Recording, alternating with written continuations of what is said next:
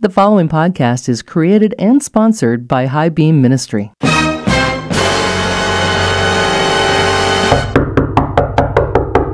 Who's there? Special delivery.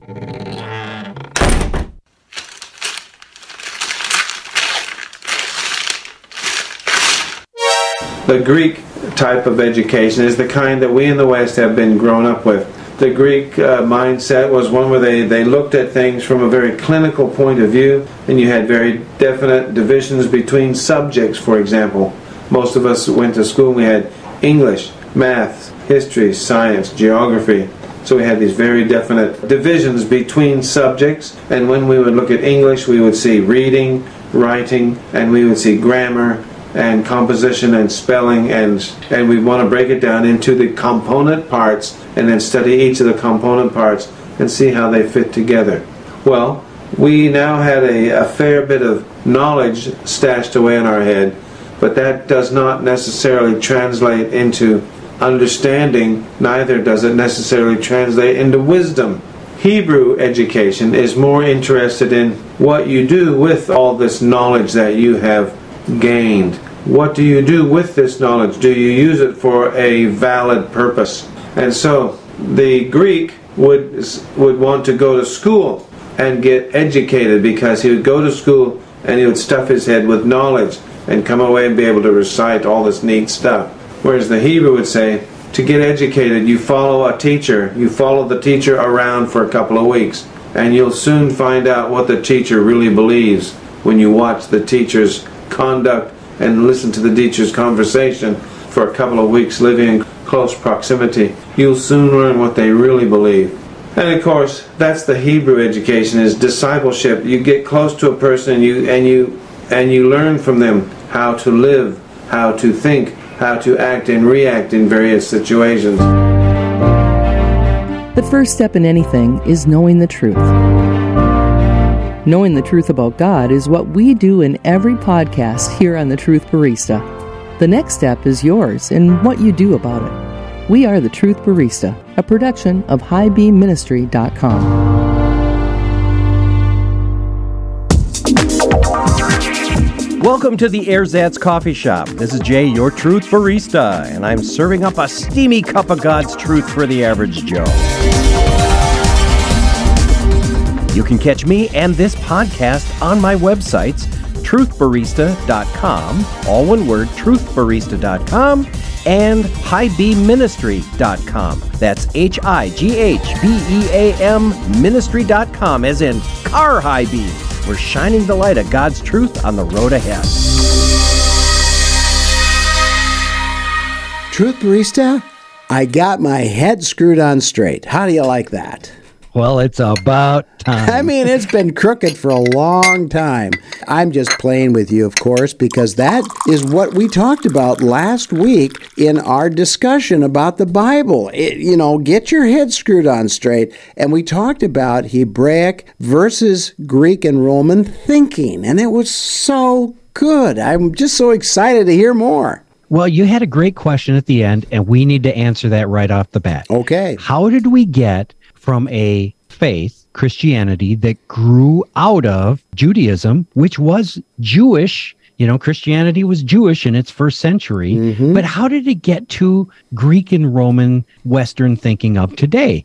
It's very simple to explain that let's say toward the end of the first century and into the second century, as Christianity, a messianic sect or stream of Judaism, began to spread throughout the Roman Empire, you had more and more pushback against the Jewish element of this sect. That was an anti-Semitism. That's one of the things that was affecting it. But number two, you had a lot of Gentiles joining it. So when you rinse out the Jewish influence and you bring in the Gentile influence, you're also rinsing out a Hebraic mindset and bringing in a Gentile mindset that is founded on Greek and Roman philosophy and their worldview. So in order to to understand the Bible, to understand Jesus more genuinely, you have to go back to the first century and understand what is the culture, what is the thinking, what is the language, all of that surrounding Jesus and his teachings. And you have to be able to identify what is being brought into or imposed on the scripture that makes it Gentilized. Are you tracking with me? It's like veneer. It's like putting paneling on a wall, on a beautiful wall. And once you pull down the paneling, you see the fresco behind it that the master had painted 2,000 years ago. That's the best way to describe it. Well, and I appreciate that. And I'm going to ask you a controversial question, because I wonder, one revelation I had a while back when I was reading the church fathers, I found that so many of them were anti-Semitic. I mean, they had some real angst against Jewish people. And brutally anti-Semitic. Yes. Not just kind of. Brutally. Yeah. Well, after a while, doesn't that affect theologians and what theologians preach and teach in their seminaries? I mean, there was a hatred for the Jews. I mean, the Jews have a point. Some of the church, for a lot of centuries or for a long time, didn't like the Jews. And no wonder, we've just kind of went our own way and just kicked the Jews out the back door. Exactly. When you had early church leaders like John Chrysostom, which in Greek his last name means golden mouth because he was such a great preacher, read some of his stuff and it is some of the most vicious, disgusting anti-Semitic crap that we've ever heard. In fact, because of the anti-Semitism that was planted in the church as it became more Gentilized and anti-Jewish, I mean, not just non-Jewish, but radically anti-Jewish, these seeds kept growing until it reached even the Reformation. And in the Reformation, you had Martin Luther, who tried very hard to reach out to the Jews. He was very, very much wanted to share the Jewish Jesus with the Jews. He and the reformers of the time knew Hebrew, and so they began to share. Well, when the Jews rejected Luther's offer of Jesus, Luther became virulently anti-Semitic, and eventually what Luther taught was picked up by Hitler. Hey, it's all in the same German area, right? Hitler picked it up and justified his Holocaust against the Jews in part by what Luther had written in the latter years of his life. And it's very hard for Jews to welcome Christians when the German guards in the Holocaust in the camps were wearing belt buckles that said, Gott mit uns, which is God with us. Yeah, as they're gassing and shooting Jews by the thousands. So really what's happening in the church is there's a sea change going on right now. We're beginning to return to our roots. We're identifying where we're wrong, reading the scriptures and seeing Jesus with a Western mindset, and seeing him more in context with the Hebraic mindset. As a friend of mine says, we're trying to wash 2,000 years of mud off Jesus' face. Now that's a Hebraic description. I'll say, I just sense, and correct me if I'm wrong, Jewish brethren are my older brothers. Correct. They're my elders. They brought us the Messiah. They brought us the scriptures. I mean, they've given us everything. I mean, when I say us, I mean the church. They've given us everything, and yet they get no credit. Well, and that's exactly right. Paul says that too. He says, we owe them a debt of gratitude because why? Through them, God revealed himself. He gave us the scriptures. He gave us the prophecies. And best of all, he gave us the Messiah. Now, though Jewish people don't recognize it, it is fascinating that more and more in our day are turning to Jesus and saying, we're still hesitant about accepting him as Israel's Messiah, but wow, he is out-rabbiing our rabbis. He had some phenomenal teachings that are dead on the heart of Judaism. So in a sense, as we're discovering Jesus' Jewishness, many in the Jewish community are looking at Jesus and discovering his Jewishness. They're not looking at Jesus as the Peter O'Toole Western Jesus. They're now beginning to embrace him and say, hey, we may not accept him as Messiah, but he's our guy.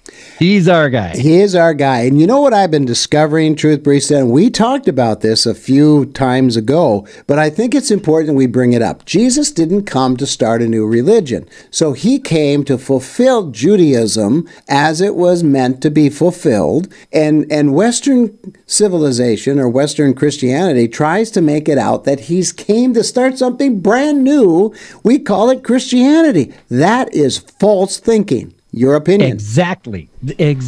And the reason they get that is because Western Christianity is so different from its roots. It's as if he created a new religion. He didn't. If you go back to the Hebraic mindset and look at the culture, it was simply Jesus saying, this is how you do it, period. This is Judaism as it should be done. That's why we went through this long Bible study on Matthew 5-7. Jesus said, I didn't come to do away with this. I came to show you how it's done. Matthew 5:17. And that's exactly. However, when the church shifted to a more Gentile influence, suddenly it's like, no, Jesus said, I did come to do away with that and replace it with this. That's false. I heard a national radio host who is Orthodox Jewish say the other day that, he was talking about, Christianity and so forth. He said, he couldn't, as an Orthodox Jew, accept anything other than the OT, the Old Testament, Hebrew Scriptures. That's the full revelation for him on God. And what you're saying is all Jesus is doing is fulfilling that. So it's not like he came and said, okay, I'm going to do something completely different. I wish I could talk with that national talk show host and say, hey, look, Jesus didn't do anything different. He just clarified some of the things your rabbis didn't know. That's about it. And here it is. The mistaken impression he has is the same mistaken impression that Gentile Christians have in the West. Very similar, because we're misunderstanding Jesus because we don't have the right mindset on there. So let me put it this way. Let's get back into our comparison of Western thinking, Hebraic thinking. Okay. As I said, truth is a matter of opinion and relative to the Western mind. We see this all over today. But in Hebraically thinking, truth is what God says it is. It's objective. Now, where does this apply? There are many interpretations to the scripture, but if God clearly says that interpretation is wrong, they're wrong and they're thrown out, or should be. An interpretation is not valid if it opposes God's clear revelation. And this, once again, since it's such a hot topic, every June we have Pride Month, and they say pride is a good thing. God said pride is not a good thing. It's wrong. And even furthermore, they say same-sex relationships are fine because they're based on love. God says, I am love, and I say they're illegal. They're not valid. So I don't care what the culture says. The culture is doing Western thinking. Hebraically thinking, according to the Bible, it's wrong. I have one or two more examples. For example, the prosperity message is completely Western thinking. Yeah. It's completely getting all you can for as little as you can and whatever, right? And the other one is the self-help gospel, the cultural gospel that says, hey, Jesus came to help you get better. Get better what? To be a better father, be a better husband. Okay, fine, but that isn't the gospel. Right. Well, in fact, we'll get into that when we get here in this. I actually have a section on the teaching on my tablet here about that. So hold tight. We'll get there. In Western thinking, we have a tendency to spell out truth for other people. And I'm guilty of this too, right? So that truth that we spell out convicts other people, and our truth is imposed on them. In the Hebraic sense, it lets us realize truth. We draw our own conclusions, and it convicts us. It's centered on us. See, if I have truth and I'm Western thinking, I'm going to throw that truth at you and say you're wrong, which I just did regarding LGBTQ thinking. That was a Western way of doing it. However, what I would do if I was more Hebraic, I would show God's objective truth and say, what do you think? And it would be there to let them draw the conclusion that it's wrong and let them be convicted by their own selves. And then you embrace that truth, and then you are bound to that truth. See, it's a difference between what we impose on people and what God does in a person.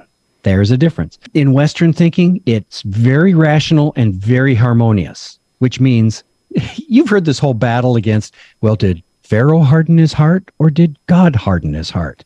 And we Western thinkers, man, we wrestle over that. You know, God did it. No, Pharaoh did it. And we don't like it because it doesn't line up. In Western thinking, we have to have systematized theology. Everything has to be in just a single line going straight forward, right? The battle between, as you would say, Reform or Calvinist theology and Arminian theology. Can a person lose their salvation or once saved, always saved? Oh, well, the scriptures say both, but it has to be this. So we'll force some scriptures to make sure they line up with what we believe. And by the way, I'm picking on both sides here. Okay. In the Hebraic way of thinking, they don't have a problem with paradox. Why? God revealed both things. See, he doesn't have a problem with paradox. You do. You're right. You're right. Now, I do. God has an unlimited mind, right? And he knows how all of this fits together. Right. You have a limited mind. Are you putting yourself above God by saying, God, you must line up these things to make it align with my thinking? God's going, no, you align your thinking with me, even if there is a paradox. See, that really is a measure of pride to think, that's got to make sense to me, or God's not legit. But does that paradox fit into my 3-point sermon? Exactly, yeah. I've got to have 3 points and a conclusion, right? Yeah. Well, let me boil it down to this, okay? And I'll just make a 1-point sermon. Okay. Did Pharaoh harden his heart, or did God harden Pharaoh's heart? Hebraic thinking says yes. Both, in other words. Both. Yeah. Exactly. Right. Yeah. Right. That's what the answer is. And Western thinking says it has to be one or the other. Well, here's another paradox, Truth Barista. The paradox is that we have a coffee house here, and both of our cups are absolutely empty. So what's the paradox? It's How both. can we possibly study if we don't have coffee? Anyway, just forget that. Just get a cup of coffee. All right. That sweet aroma, bold and beautiful, I can hardly wait to taste.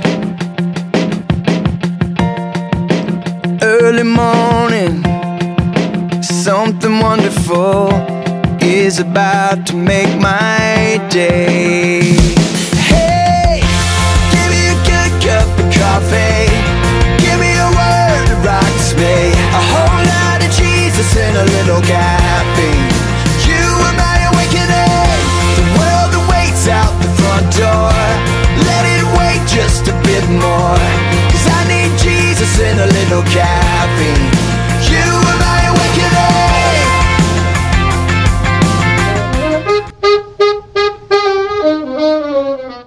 You know, sometimes I think I've heard everything. And then I came across the High Beam Ministry website.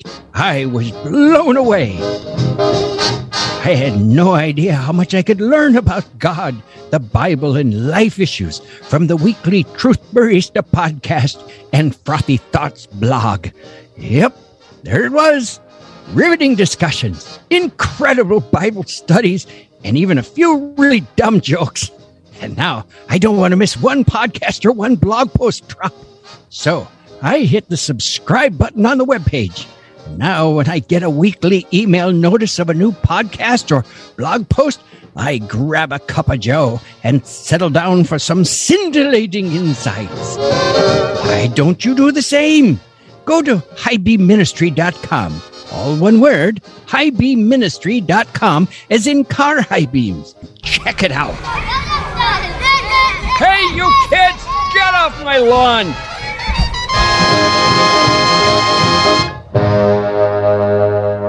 Okay. Wow, we were really trying to force that. Well, paradox I love the idea, because we in Western thinking, it's got to be A to Z and that's it, right? And if you can't have that, then something's amiss. Right. So what we're talking about is the difference between Western thinking and Hebraic thinking and how it impacts us in our view of the Bible and Jesus. And this is really important to understand the Bible so we can do it. This particular area of the class is how understanding or the mind is influenced by this. So speaking of those types of things where we have to spell out the truth for others versus understanding the truth for ourselves. Okay. On one hand, the Western thinking is very rational and it has to be harmonized. Hebraically thinking, not necessarily rational or harmonized, especially when it comes to a human versus God perspective. God really doesn't need your counsel to tell him how to put together his word or his concepts or his thoughts or his truths. He really doesn't. That leads us to the next one. One understanding. We need, as Western thinking, one understanding that makes sense to all of us. It's kind of like the Lord of the Rings, one ring to bind them all, to rule them all. In Hebraic thinking, it's like, well, it makes sense to God, but not necessarily to us. So what? The joy is trying to figure out how these work together, even if they are paradoxes. On the Western thinking, contradictions are incompatible. They don't work because remember, this is the biggest thing we hear as Christians. Western thinking, well, there are contradictions in the Bible. That's their biggest argument. Hebraic thinking says, yeah, so what? Contradictions are okay if they accomplish God's purposes. So, yeah, right. That's theological speak right there. I love that. I wish you'd interpret that for us. But here's the deal. Isn't Proverbs a good example biblically of these concepts? The block theology. Why don't you explain that a little bit? Okay, a block logic. It's where in Western thinking, you have a point that you start at, and then everything must proceed in a line to a conclusion, which means once you start, there is only one conclusion you can reach, which is the fault, by the way, of the argument between the Calvinists, the Reformed theology, and the Arminians regarding salvation. If I have this starting point of my theology, I have to wind up at this point here. Anything that doesn't fit on that line is discarded. Block logic is, this is what God says about this, but he also says this over here about that. So since they're both revealed, you push the blocks together and say, somehow they work. So the issue is, does man have a free will, or does God override a blocked free will in order to save him? And the rabbis would look at this and say, well, yeah, they both work together. What's your deal? Why are you fighting over this? The point is God saves people. Yeah, I guess at the end of the day, that's what matters, right? Okay, yeah. Let's get a little bit more defined here. The rapture. Everybody has a theory on the rapture, and there are some that say, hey, it's got to be this way, and if it isn't this way, then it's no way at all. I mean, to me, that is just that linear thinking, that Western thought, that there can't be a contrast in the way that the rapture is read or understood. Unpack that.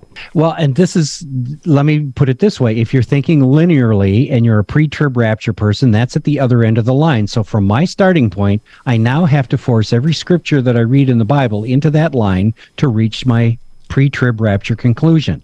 When I did my study on this, I said, I want to do this Hebraically. So rather than taking the verses and trying to connect verses together, like stringing, little information pearls on a necklace to complete the necklace, I said, okay, God, how do you want to do this? And he said, pictures. Look at the pictures. So I connected the ideas via the pictures. Okay. And I found an incredible thing to me, and people can fight me on this one. That's perfectly okay. It's a post-trib rapture. Because everything talking about the rapture, Jesus returns, has to do with clouds, a trumpet blown, a voice of an archangel, and all these things. When I look at Jesus' teaching in the Olivet Discourse, what does he say? When I come back, it's going to come with all of those elements that Paul talked about, and Jesus takes precedence over Paul, all these things. But he says very clearly, after all these things have happened, he's talking about the tribulation. After these things have happened, these are the pictures of my coming. So people look at Paul and say, oh, Paul's talking about a pre-trib rapture. No, he's not. He's talking about the rapture that Jesus already said is going to happen post-trib. I got there via pictures, not by trying to force ideas into a string of pearls. And once again, I'll let you know when we get there. Well, when it happens, if you're right, I'll say you're right. And if I'm right, I won't push that. I'll just say, I'm just glad. Yeah, well, we know he's coming back, and that we all can embrace. That's the point. That's the point. How it comes about, we don't know quite yet. Ideas, yes. Reality, no, not yet. But you see, That's where the fight comes from, is this Western thinking. I have to have all my theological and conceptual ducks in a row. Otherwise, I can't be comfortable with my conclusion, with my idea. So somebody comes along with Hebraic, in a sense, with a Hebraic shotgun and unloads on the ducks, and the ducks scatter. And now I'm really uncomfortable because, my theology's out of whack. Whatever am I going to do? And the person with the Hebraic thinking goes, don't get messed up in all of these tiny little details here. God's going to work this out. Don't miss the major because of the minors. Yes. Absolutely. I sure appreciate that teaching, Truth Barista, because there are so many Christians that are almost so bent, they're so rigid that it can't happen any other way, even though the Scripture doesn't tell us that. You know something? You're right. And here I've got another point I want to run by you here, which is really cool. Regarding thinking about stuff, we distrust matters that aren't understood in the Bible. However, Hebraically, I trust the matters even though they're not understood. Why? Because God revealed them.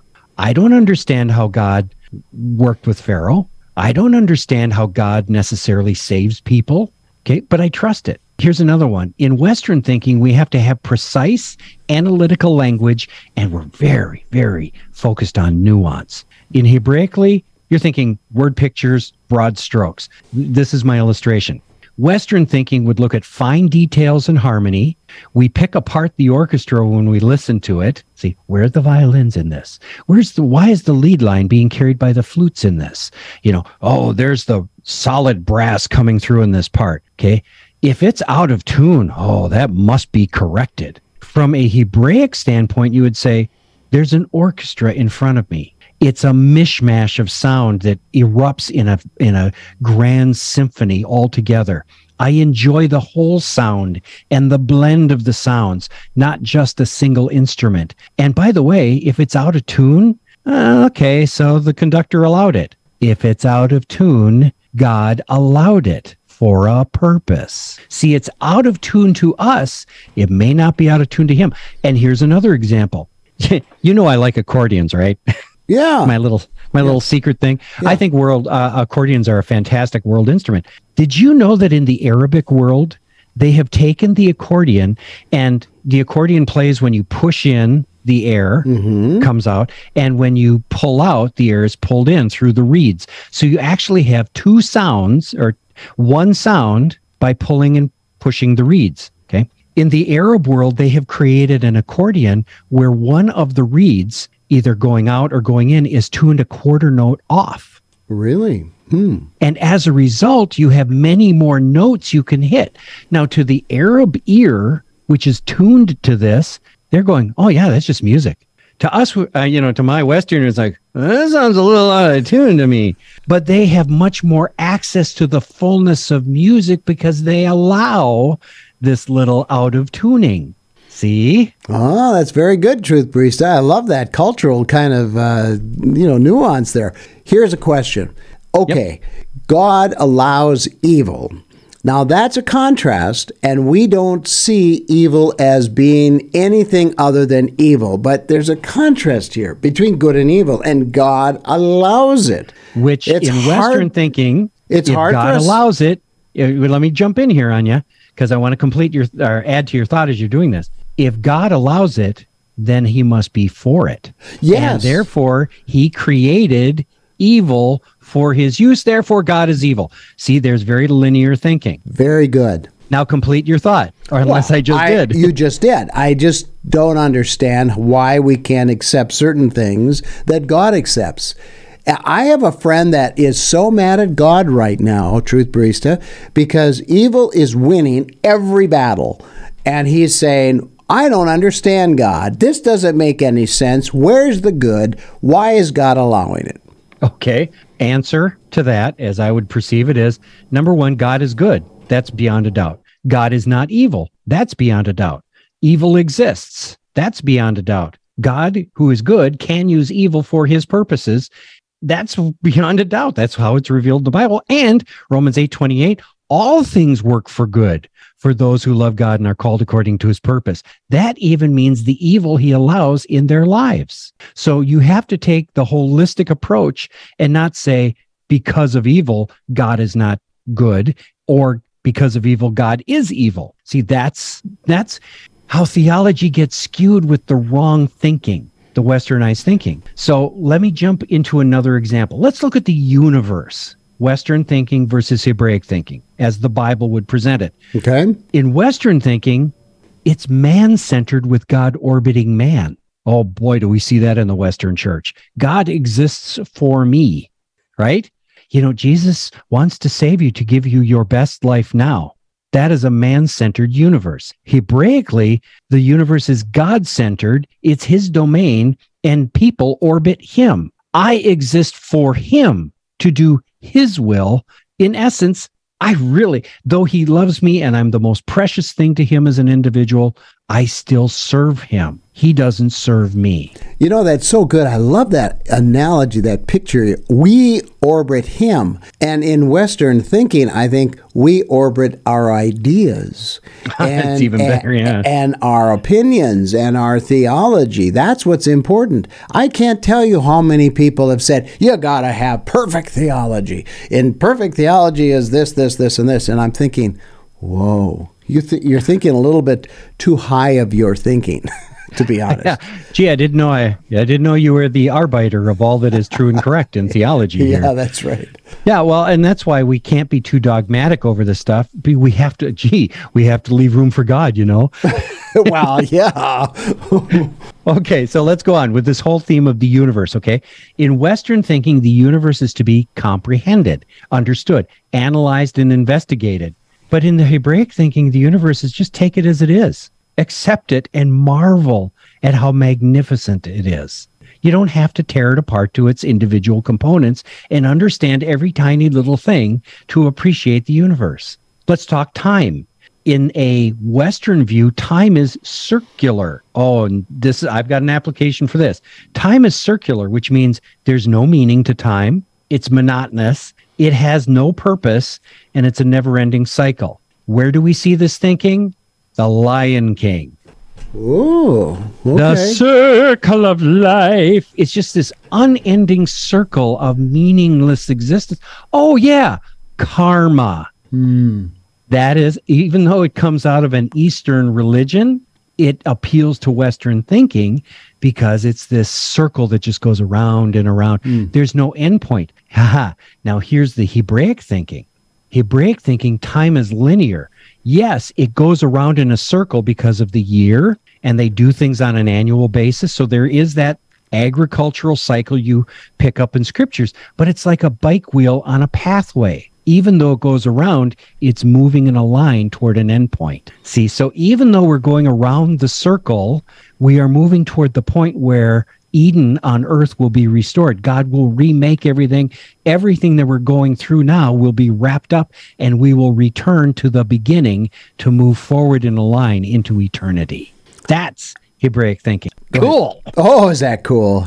We're going to have to leave it there for this week. We got the lunch crowd coming in, and I just have to stop and marinate on some of this stuff because it's so good. Thanks again, Truth Barista, and helping us to work through this, kind of getting our heads straight. And I got a lot more where this came from. This is the Truth Barista, honest conversations that define the truth for everyday life. This is Jay, your Truth Barista. Thanks for listening to the Truth Barista podcast. The best way to find out when a new podcast drops is through RSS feed. Go to our website, look for the RSS button, press it, and then enter your email. You'll be notified when a new podcast drops. Thanks for listening.